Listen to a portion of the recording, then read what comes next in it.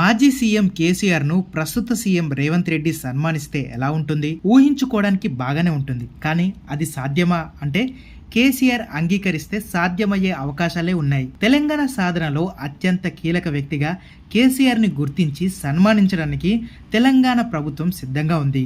రాష్ట్రం ఏర్పడిన 10 ఏళ్లకు తెలంగాణ ఆవిర్భావ వేడుకలు నిర్వహించడానికి కాంగ్రెస్ పార్టీకి అవకాశం రావడంతో తెలంగాణ ఇచ్చిన సోనియా గాంధీని ఘనంగా సన్మానించాలని తెలంగాణ సర్కార్ నిర్ణయించింది. వేలాది మంది ఉద్యమించిన ప్రధాన ఉద్యమకారుడిగా, తెలంగాణ తెచ్చిన గొప్ప నాయకుడిగా, తెలంగాణ రాష్ట్ర తొలి ముఖ్యమంత్రిగా కేసీఆర్ ఉన్నారు కాబట్టి సోనియాతో పాటు ఆయనను కూడా ఘనంగా సన్మానించాలని రేవంత్ రెడ్డి సర్కార్ నిర్ణయించింది. ఈ మేరకు ఆయనకు ఆహ్వానం పంపాలని నిర్ణయించుకున్నట్లు తెలుస్తుంది. అయితే కేసీఆర్ను బీఆర్ఎస్ నేతలు ఎలా ఊహించుకుంటారంటే తెలంగాణ బాపుగా, అంటే తెలంగాణ మొత్తానికి జాతిపిత ఆయనే అన్న రేంజ్లో బీఆర్ఎస్ నేతలు ప్రొజెక్ట్ చేస్తుంటారు. అలాంటిది ఇప్పుడు సోనియాను ఆహ్వానించే కార్యక్రమానికి కేసీఆర్ వెళ్తే ఏమవుతుంది?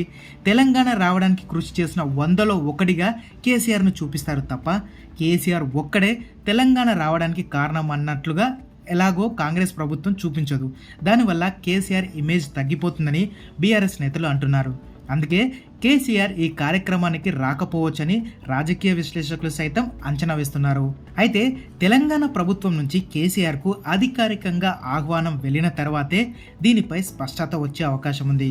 మరోవైపు కేసీఆర్ను కావాలనే మానసికంగా ఇబ్బంది పెడుతూ ప్రజల్లో నెగిటివిటీ పెంచేందుకు రేవంత్ రెడ్డి ఇలాంటి ఎత్తుగడలను ఉపయోగిస్తున్నారని బీఆర్ఎస్ వర్గాలు ఆరోపిస్తున్నాయి.